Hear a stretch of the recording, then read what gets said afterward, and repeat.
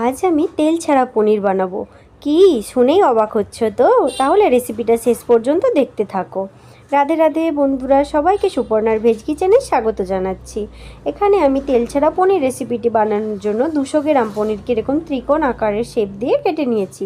তোমরা তোমাদের পছন্দ মতো শেপ দিয়ে কেটে নিতে পারো।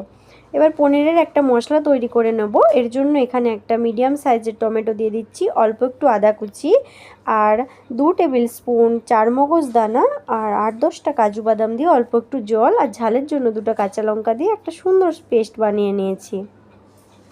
যেহেতু এটা তেল ছাড়া পনির বানাবো তাই জন্য এখানে আমুল বাটার নিয়ে নিয়েছি 100 গ্রাম। এবার একটা কড়াই গরম করে এর মধ্যে কিছুটা পরিমাণ বাটার দিয়ে কড়াই দিয়ে দিচ্ছি। বাটারটা মেল্ট হয়ে গেলে এর মধ্যে গোটা গরম মশলা হিসেবে দারচিনি, লবঙ্গ, এলাচ দিয়ে একটু নাড়াচাড়া করে নিচ্ছি। এবার এর মধ্যে যে টমেটো পেস্টটা বানিয়ে রেখেছিলাম, টমেটো পেস্টটা দিয়ে বাটারের মধ্যে খুব ভালো করে কষিয়ে নেব। আর অল্প একটু মিক্সিং ধোয়া জল দিয়েও মশলার সাথে মিশিয়ে নিচ্ছি। ছোটো চামচের 1 চামচ হলুদ, 1 চামচ লঙ্কার গুঁড়ো দিয়ে টমেটোর সাথে খুব ভালো করে মিশিয়ে নিতে হবে। আর কালারের জন্য 1/2 চামচ কাশ্মীরি লঙ্কার গুঁড়ো দিয়ে দিচ্ছি। এটা চাইলে তোমরা দিতেও পারো, নাহলে স্কিপ করে যেতে পারো। মশলাটা খুব ভালো করে কষিয়ে নিতে হবে যতক্ষণ না খুব সুন্দরভাবে তেল ছেড়ে আসে। মশলাটা আমার খুব সুন্দরভাবে কষানো হয়ে গিয়েছে, দেখতেই পাচ্ছ সুন্দরভাবে তেল ছেড়ে গেছে। এর মধ্যে স্বাদমতো লবণ দিয়ে ফেটিয়ে রাখা টক দইটা দিয়ে ভালো করে মশলার সাথে আবারও একবার নাড়াচাড়া করে মিশিয়ে নেব।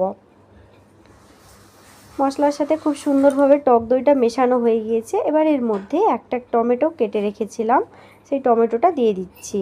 এটা দিলে পনিরের সাথে খেতে খুব ভালো লাগে, তবে তোমরা না চাইলে স্কিপ করে যেতে পারো। টমেটোটা দিয়েও খুব সুন্দরভাবে কষিয়ে নিয়েছি।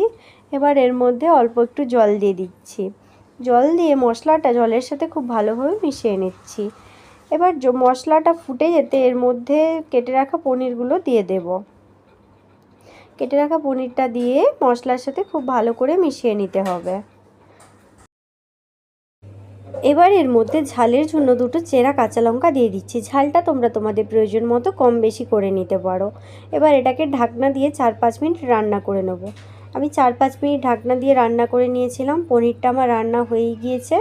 যেহেতু এটা নিরামিষ রান্না তাই স্বাদের জন্য অল্প একটু চিনি আর অল্প একটু গরম মশলার গুঁড়ো আর হাতে করে কসুরি মেথিকে ক্রাশ করে দিয়ে দিচ্ছি। দিয়ে খুব ভালো করে পনিরের সাথে মিশিয়ে দিলে ব্যাস পনিরটা খুব সুন্দরভাবে রান্না হয়ে যাবে। দেখতেই পাচ্ছ পনিরটা খুব সুন্দর তৈরি হয়ে গিয়েছে। এবার পনিরটা আমি একটা পাত্রের মধ্যে নামিয়ে নিচ্ছি। তোমরা বাড়িতে একবার এইভাবে বানিয়ে দেখো, আর কেমন হয়েছে অবশ্যই আমাকে কমেন্ট বক্সে জানিও। আমার রেসিপিটি যদি ভালো লেগে থাকে ভিডিওতে অবশ্যই একটি লাইক করো, আর আমার ইউটিউব চ্যানেলটা সাবস্ক্রাইব না করা থাকলে চ্যানেলটা সাবস্ক্রাইব করে দিও। আর তোমরা যারা আমার ভিডিওটা ফেসবুক পেজ থেকে দেখছো তারা আমার ফেসবুক পেজটাকে ফলো করে দিও এরকম নতুন নতুন রান্নার রেসিপির ভিডিও পাওয়ার জন্য। রাধে রাধে বন্ধুরা, ভালো থেকো, সুস্থ থেকো, দেখা হবে নেক্সট ভিডিওতে।